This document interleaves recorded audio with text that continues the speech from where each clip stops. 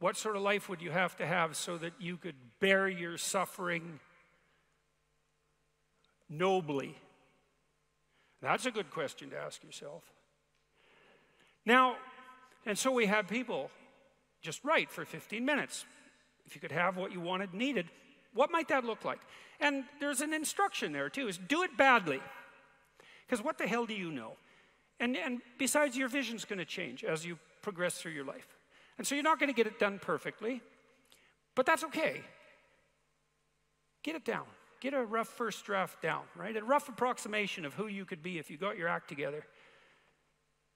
Not who other people think you should be, you know? Although that might enter into it because you don't want to be completely...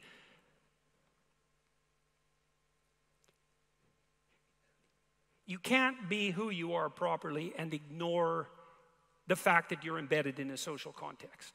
And so you have to take the fact that there are other people into account. And it doesn't mean be who your parents think you should be either, even though that's another source of information that you might want to consider. It's a deeper question. It's like, what would actually motivate you? And you might think, well, I could never have that. It's like, that's not the question that's being addressed here. Although I would say, there's no sense floating off into some kind of impossible juvenile fantasy. And we're making an assumption that you're taking the question seriously and that you're going to remain within the bounds of what you regard as sanely reasonable. So that's the first part. Second part was the opposite of that. It's like, okay, now you've specified a goal. Right? The goal is, in some sense, both your character and your life. And you've specified that rather vaguely. You only had 15 minutes to write about it.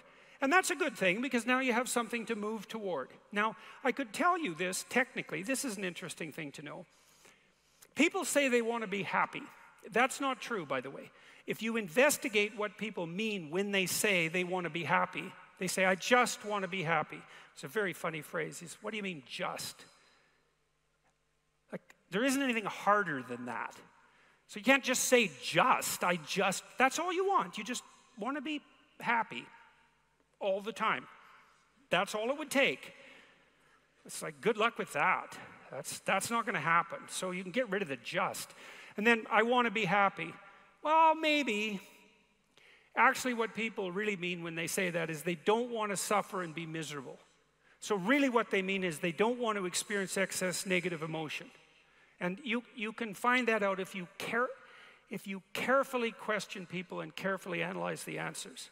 You find out they're actually more concerned about avoiding the catastrophic negative than living in a world of hedonistic delight. Now, you also find that while avoiding the catastrophic tragedy, they wouldn't mind having a little bit of hedonistic delight. And so some happiness is interleaved in there. Then you might ask yourself, to the degree that people do want hedonistic delight when they're being happy, what does happy mean? And you might think, well, happy means getting what you want. Happy is how you feel after Christmas dinner. It's like, no, that's asleep, right? That's content and asleep. Now, that's a form of contentment, but it isn't really what people mean when they say that they want to be happy. The happiness that people refer to when they talk about happiness has more to do with enthusiasm. And enthusiasm is an interesting word because it means it's entheos. It means to be inspired. Inspired is in spirit. It means to be imbued with the Spirit. Well, enthusiastic is to be imbued with the Spirit of God, interestingly enough. And we'll return to that. When do you experience the positive emotion that's associated with happiness? The answer is, not when you've attained a goal, but when you're pursuing one. So you're set up, your positive emotion is associated with movement forward.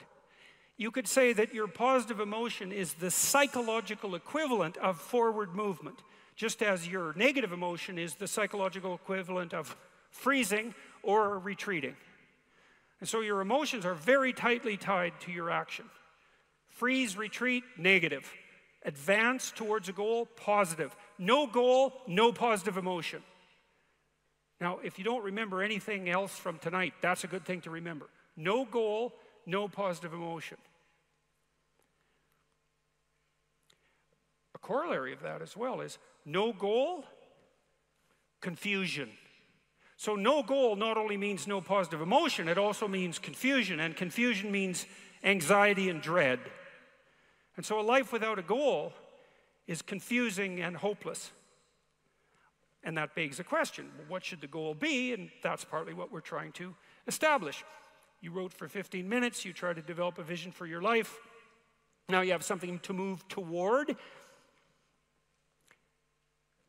That sets up the precondition for potential positive emotion and happiness. What else do you need to motivate you? Well, how about negative emotion? So what do you do with that? Well, negative emotion can stop you. You might think, well, I'd like to get a better job, but I'm afraid of putting myself out in the job market. I'm afraid of being evaluated. I'm afraid that if I tried something more difficult, I might fail. Then you have your negative emotion opposing you, right? It's anxiety is stopping you. And fair enough, because there are things to be anxious about. But what if you could get your negative emotion behind you, pushing you instead of stopping you? Sometimes in my clinical practice, I would have clients who hated their job. They're laboring under the thumb of a tyrant. And maybe that was partly because they'd turned themselves into slaves. But it didn't matter.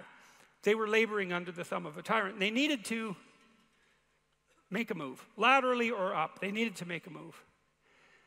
And they were often afraid to. And they had their reasons. They didn't want to contemplate their resumes. They didn't want to open up their CVs. They didn't want to face the inadequacies of their past. They were afraid of being evaluated. They were afraid of being rejected. They didn't know how to negotiate. They didn't know how to conduct themselves in an interview. They were afraid of losing the security they'd already built up. They had their fears, and they were real, and those fears stopped them. But they'd come to me and say, oh my God, you know, I'm so miserable. My life is so miserable. And we'd take that apart. And one of the reasons was because they were laboring under the thumb of a tyrant. And then we'd talk that through. And they'd say, well, I'm afraid to make a change. And I'd say, well, that's okay. That's understandable. How afraid are you of not making a change? Let's make a little vision of that. You're 35, you hate your job. What's the consequence? You're not motivated. You don't want to get out of bed in the morning. You're starting to get depressed. You're getting bitter. You're getting resentful. You're getting cynical. You're amotivated at work. You're not doing a very good job. And you're starting to shrink. Now play that out for 10 years. You don't change it. You don't fix it. And what happens? Well, it's not like it's going to get better of its own accord. What's going to happen to you? Well, for sure, at minimum, what's going to happen to you is you're going to be in the same situation, but 10 years older. And if you can't get out of that situation now, what the hell makes you think you're going to get out of it in 10 years? You're 10 years older, you're 10 years more bitter, you're 10 years more cynical. Maybe by that time your marriage has collapsed because who the hell wants to live with you? You're even more of a slave than you were because you've labored another 10 years under the thumb of the tyrant and stepped backwards every time you were asked to, so you got smaller and smaller as the tyrant got bigger and bigger.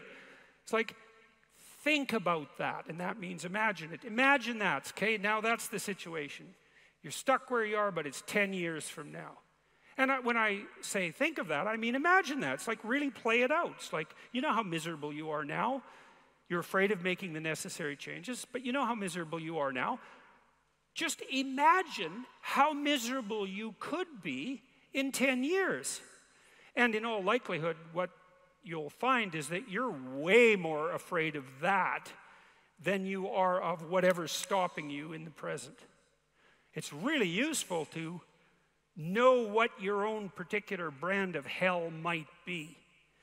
And so one of the things we do in this writing exercise is have people do the reverse. Like, okay, so imagine now, 5 years from now, you've let whatever temptations you're particularly susceptible to have the upper hand. And they've augured you into the ground. You know, one person's an alcoholic, another person's a criminal, another person's living on the street, someone else is like skirting the edges of prostitution, somebody else is narcissistic and bitter, somebody else is depressed and anxious. You know where you would fall off the edge of the earth if you fell off in whatever direction you're prone to fall off. Everyone knows that, but we avoid that. You know, that's rule 3. Do not hide things in the fog. Is that the rule? Do not hide unwanted things in the fog. Yeah, well, we often won't allow ourselves to imagine the catastrophe that we're pursuing. Let's say through inaction. That's a good thing to fix. So now you say, well, you think for 15 minutes, that's not very long, about who you could be and what you could have if you could have what you wanted, if you were who you could be. And then you think about what sort of hell you could produce for yourself if you didn't do that. And that's not a bad polarity. It's like, I'm going to get away from that, and I'm going to move towards that. And then you have your negative emotion working for you, and your positive emotion working for you. And that's a good gradient, and that's a great gradient emotionally, because as I said, you don't experience positive emotion except in relationship to a goal. And if you've got a nice gradient on your goal pursuit, then that's going to increase the degree to which you feel positive emotion. And positive emotion, by the way, isn't just about being happy. That's the most trivial part of it in some sense. Positive emotion allows you to focus. It's the soul of concentration. It's the essence of enthusiastic motivation. When you say, I really want to do that, that statement is predicated on the existence of positive emotion. It's the fact that the goal beckons to you that makes you say, I want to do that. And you know how much easier it is to do something you want to do than to do something you don't want to do. And that ease is actually a consequence of the activation of the system that governs positive emotion. And you might ask yourself, well, how powerful a system is that? And I would say, well, almost all of the drugs of abuse that people are most prone to abusing are abused because they activate the positive emotion system. So cocaine, methamphetamine, heroin is also a painkiller, but it has a psychomotor stimulant element. That's the technical term for the pharmacological effect of pharmacological agents on the positive emotion system. Psychomotor stimulation. Psychomotor because it's associated with movement forward.